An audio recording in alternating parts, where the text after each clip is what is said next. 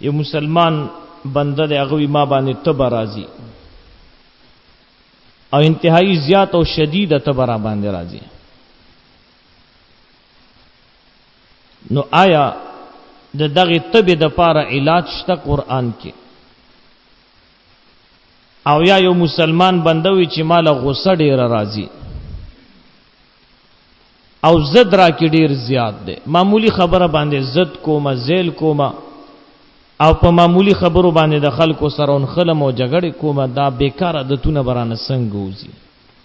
دا تبه به می څنګه ټیک شي؟ دا غصه به می څنګه ټیک شي؟ او دا زد برانه څنګه وځي؟ دې د پاره قرآن کې علاج شته، نو موږ وایو او شته دی. قرآن عظیم الشان کې آیات ده په سورۃ الانبیاء کې، سورۃ الانبیاء کې آیات ده یا نار کونی بردا و سلاما علی ابراہیم.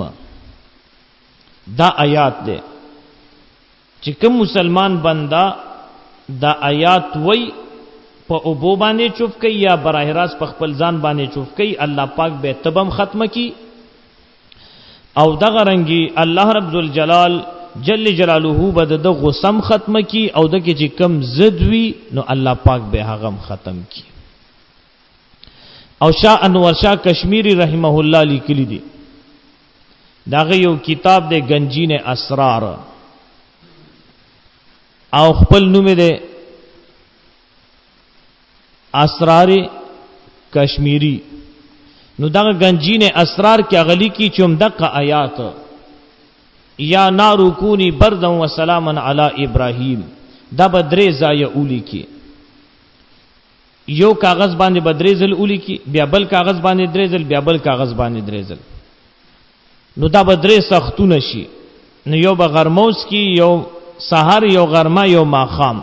وې دا درې سختونه چې هر تبه وي، هر تبه دا ټایفاید دی یا بل دا هر یو تبه ملیریا دا درې سختونه استعمال کړل، الله رب ذوالجلال جل جلاله بد دې په برکت سره غټول تبه نه ختمي کی. نو د تبه ختمېدل، د غصې ختمېدل او زد ختمېدل دا په دغه آیات سره. نو دوه طریقې مې درته خو دي، تبه د پاره نه سختونه هم جوړول شي. خبر باندې پوښوي درې سختونه به جوړ کې په هر سخت باندې به د آیات درې ضروري کی.